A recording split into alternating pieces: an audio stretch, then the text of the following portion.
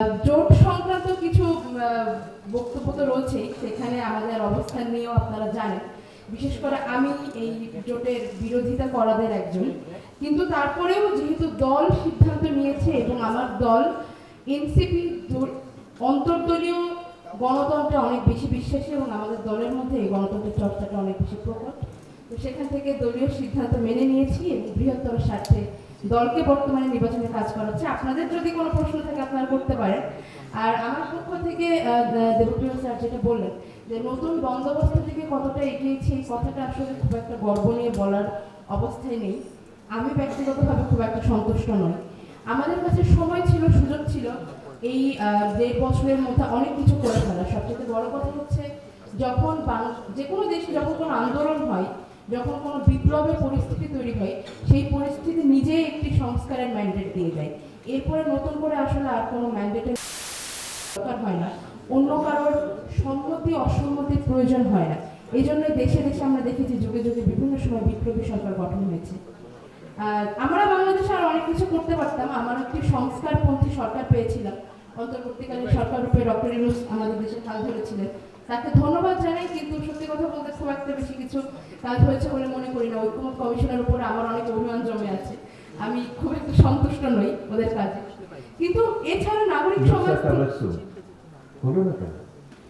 আমি সকাল থেকে এই প্রশ্ন সবাইকে করে যাচ্ছি, কারণ এই প্রশ্নের জবাব আমাকেও পেতে হবে, কারণ আমরা তো উদ্যোগের অংশ ছিলাম, শ্বেতপত্র লিখলাম। তো আপনার কি মনে হয় কি হবে? হলো না কেন উত্তরটা খুবই নিষ্ঠুর। আমি মনে করি না বাংলাদেশের মানুষ উত্তরটা সহ্য করার মতো পরিস্থিতিতে আছে। উত্তরটা হচ্ছে আমরা সবাই মুখে বলি, নিজেদের সামনেও, এমনকি একান্ত গোপনে আয়নার সামনেও আমরা নিজেদের বলি যে আমরা পরিবর্তন। তো আসলে পরিবর্তনটা দেশের সিংহভাগ মানুষ মনে হয় না। সবাই চায় যে ঘুষ, দুর্নীতি, অনিয়ম এছাড়া যে কোনো ধরনের সংস্কার পরিপন্থী ঘটনাগুলি ঘটতে থাকুক, কিন্তু তাদের সহ্য ক্ষমতার মধ্যে। সবাই চায় আমার 3000 টাকা ঘুষ দেওয়ার ক্ষমতা আছে, এই 3000 টাকা ঘুষ দিয়ে আমার পাসপোর্টটা 15 দিন আগে বের হয়ে যায়, জুলুম করে যেন আমার থেকে 5000 টাকা চাওয়া না। মাইন্ডসেট যদি এই পরিস্থিতি থাকে, এটা আমরা বলি tolerable level of corruption. Tolerable level of corruption, হ্যাঁ বলেন, আপনি বলেন। এটা আমি জাস্ট করাপশনের কথাটা বললাম, কিন্তু আমার মনে হয় বাংলাদেশের মানুষ আসলে এস্টাবলিশমেন্টকে বড্ড বেশি ভালোবাসে। আর এই কথাটা আমি এর আগে, মানে এনসিপিতে যুক্ত হওয়ার আগে, যখন বৈষম্য বিরোধী প্ল্যাটফর্মে ছিলাম, তখনও আমি এই কথাটা আমাদের বিভিন্ন ফোরামে বেশ কয়েকবার বলেছি যে যারা একবার এস্টাবলিশমেন্ট ব্রেকার হিসেবে কাজ করে, কোনো এস্টাবলিশমেন্ট তাদেরকে আর কখনো বন্ধু হিসেবে। একইভাবে বাংলাদেশের নাগরিকদের মধ্যেও যারা এস্টাবলিশমেন্টকে ভালোবাসে, সংখ্যাটা নেহাত কম না, তারা আসলে আমার মনে হয় না কখনো সংস্কারপন্থীদেরকে খুব একটা বন্ধু ভাবে নিতে।